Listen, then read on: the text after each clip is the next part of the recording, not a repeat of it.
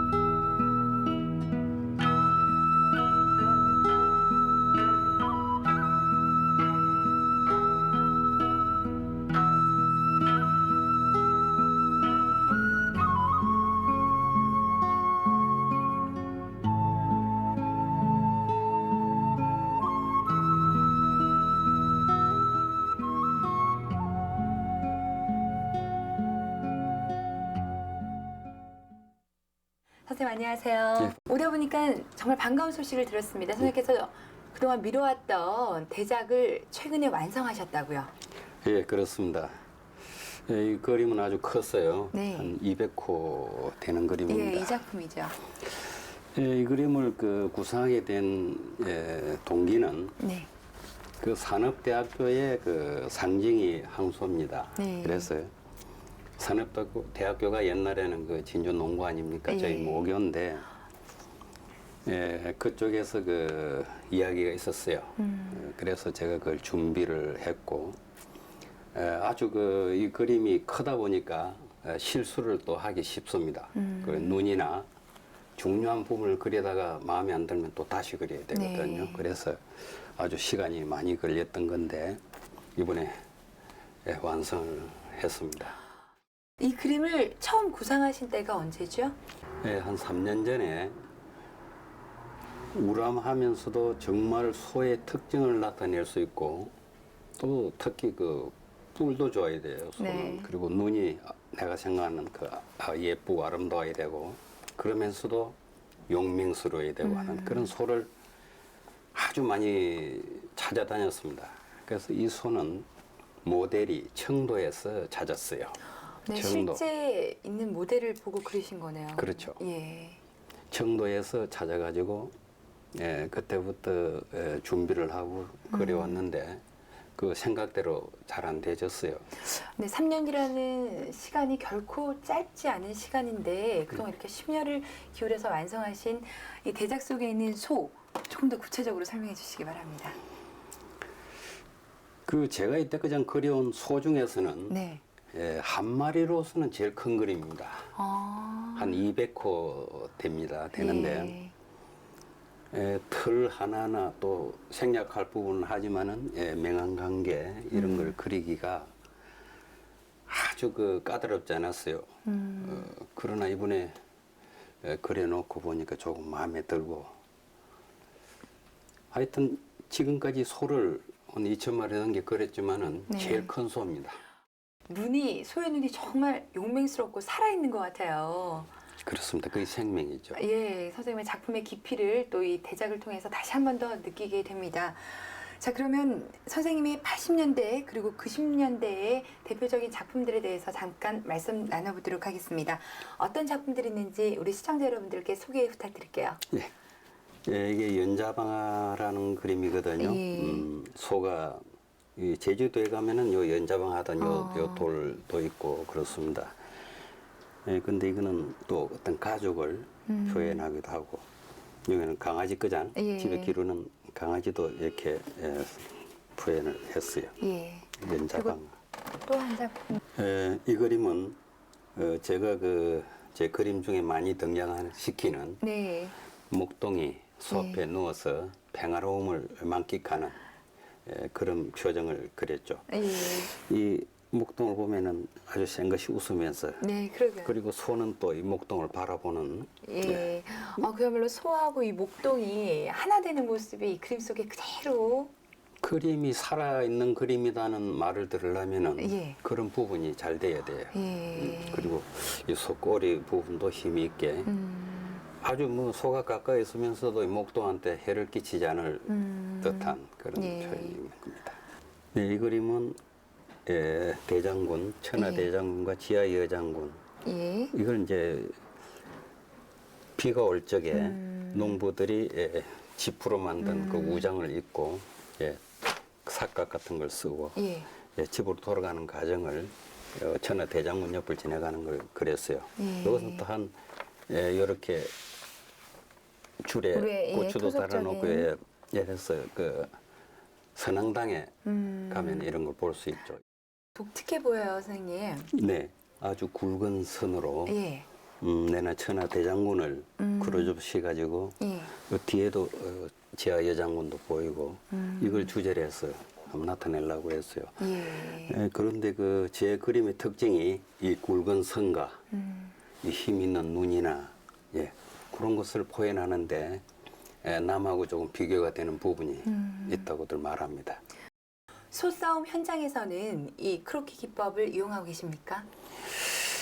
그것이 상당히 힘이 들어요. 네. 왜냐면은 소가 서로 움직이면서 싸우는데 또 보통 사람 안에 잘 못 들어가게 합니다. 그래서 사진으로 네. 그걸 이용도 많이 하고 이런 거 이제 목동이나 이런 것은 이렇게 간단한 선으로 기른 걸 이런 걸 크로키라고 그러거든요. 네. 빠르게 뭔가 나타내고 싶어 할 때에 주로 저는 목동을 많이 그리니까 이제 소의 움직임하고 이런 것을 크로키라고 그러는데 이거는 보통 작가들이 작품을 시작할 적에 참고 자료로 만들기 위해서도 많이 하고 그리고 소를 많이 그려오다 보면은 대충 머릿속에 그게 남아 있어요. 선생님 주로 이용하시는 기법 중에 농담이 있다고 들었거든요. 잠깐 설명 좀 해주시죠. 먹색도 네. 우리가 간단히 생각할 적에는 검은색이다 그렇게 생각하겠지만은 적당하게 물을 사용하면은 아주 그 여러 가지 색이 나옵니다. 그래서 그림 그릴 적에 너무 강한 색 한 가지만 있어 가지고도 그 그림이 되지 않아요. 이 그림에서도 이 강한 부분이 있고 또 이런 연한 부분이 있죠. 예. 이런 것이 농담을 표현하면 됩니다. 농담이라고 생각하시면 되고. 근데 이것이 적절하게 배합이 돼야만이 좋은 그림이 되는 거죠. 호랑이도 그리셨다고 얘기 들었어요. 네. 예, 호랑이 그림은 언제 그리셨나요? 제가 그 그림을요, 네. 공부를 여러 가지를 또 했고, 또 풍경화도 그렸고, 꽃도 그렸고 해오는 과정에서 동물도 여러 가지를 그렸어요. 강아지도 그렸고 말도 그렸고 한데 그 중에서도 호랑이를 많이 그렸는데 호랑이 그림이 우리나라에서 클라이막스라고 했을 때가 88 올림픽 때입니다. 예, 그렇죠. 호돌이로. 예. 예. 그런데 그 당시에 굉장히 그 호랑이 그림이 그 사람들이 선호를 하고 또 많이 찾았어요. 근데 그 호랑이 그림 대생이 조금 잘못 그리면 고양이 같이 돼요. 예. 그래서 그 어려운 점이 거기에 있고, 그 제가 그 호랑이 그림도 그 아주 잘 그렸습니다. 잘 그리고 그게 또 섬세하게 그려야 되거든요. 호랑이는 아주 섬세한 털이 생명입니다. 털 하나하나가 예. 다 살아있어야 돼요. 근데 그것을 한 가지 색소로 아니고 한 3가지 색소로 그려요. 호랑이 털을.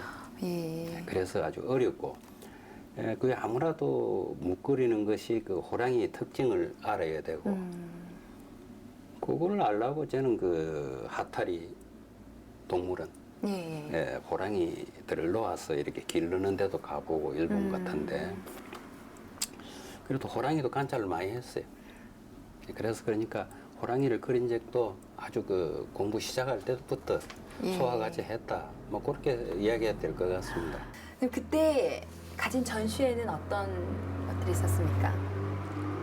네, 그 물론 그 국내에서도 예. 활발하게 그 활동을 했어요. 그리고 제가 그 예술 행정을 또 열심히 할 그때거든요. 예. 그래서 외국 같은 데는 또 많이 못 나가 있고 그러면서 그때 그러니까 국내전을 좀 열심히 할 때입니다. 그리고 그때만 해도 그 80년대가 그 저희들 볼 때는 굉장히 그 경기가 좋을 때였어요. 그때는 전시회만 하면은 뭐 100% 가까이 작품이 매진이 되고 예. 그때는 정말 화가들이 조금 살맛이 날 때였죠. 네. 근데 미국 전시회에도 특별히 호평을 받으셨다고 전해 들었는데요. 미국 전시회 얘기 좀 해주세요. 네, 제가 그 전시회를 한 데가 네. 오리곤주 유진이라는 곳이에요. 그것은 거기가 진주하고 또 자매 도시를 맺은 곳이기 때문에 전시회를 하게 되었습니다. 했는데 그게 그렇게 교포가 많이 살지는 않으세요. 네. 그런데 제가 전시회를 막상 열고 보니까 작품을 그 사가시고 하는 분들은 오히려 미국 사람들이 많이 사가시더라고요. 그리고 그 사람들은 그 간단히 생각할 때 서양하다, 동양하다 그런 구분이 아니고 수채화라고 봐요. 동양화를. 예. 그러면서도 자기들이 뭐 익숙한 유화나 서양화 쪽보다는 자기들이 느끼는 게 아마 신선한 그런 걸 느꼈나 봐요. 그래서 아주 그 좋아들 하고 그게 뭐 여러 번 와서 전시장을 여러 번 둘러보고 한 그 미술학교 교사가 있었는데 뭐 참 저한테 너무 호의를 베풀어 주시고 하는 것도 봤고 그 학교에서 그 스쿨버스로 그 학생들이 와서 그 저는 뭐 영어를 잘 할 줄은 몰라도 통역을 해주시고 했었는데 그 한국화에 대한 정의를 뭐 듣고 가고 그리고 제 사인도 받아가고 하는 그런 참 좋은 모습도 봤습니다. 1980년대, 90년대가 선생님의 그림이 최고의 경지에 꽃을 피웠던 시기라고 이야기될 수 있을 텐데요. 그때를 회고하시면서 마지막으로 한 말씀 전해주시죠. 글쎄요. 작가가 네. 아무리 열심히 또 그림을 완성했다고 해도 돈 놓고 이래 보면 또 뭐 이런 데가 있고 늘 부족하죠. 네. 그리고 그때가 혈기가 왕성할 때니까 예. 좋은 작품이었다고 말씀을 하려는 몰라도 작가는 해가면 해갈수록 작품에 대한 어려움이 있고 만족하다는 것은 별로 못 느껴요.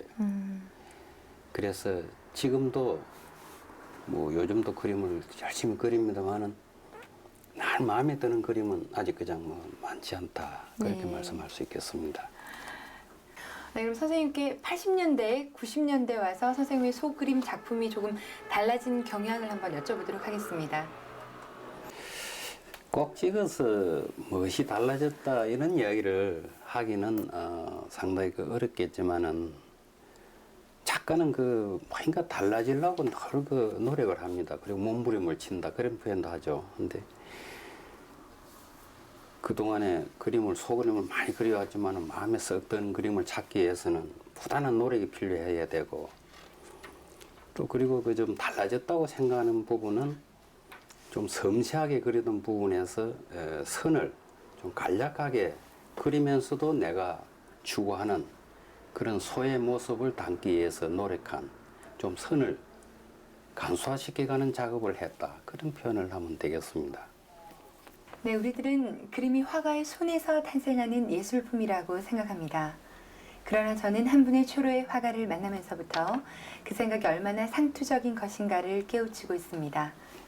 적어도 모든 창작물들은 그것이 그저 보고 그리는 정물화일지라도 창작은 손으로서가 아니라 가슴으로서 이루어내는 것이라고 다시 한 번 더 깨닫게 됩니다. 다음 시간은 우촌 최태문 알백의 90년대 그리고 현재의 작품 세계에 대해서 말씀 나눠보도록 하겠습니다. 시청자 여러분 안녕히 계십시오.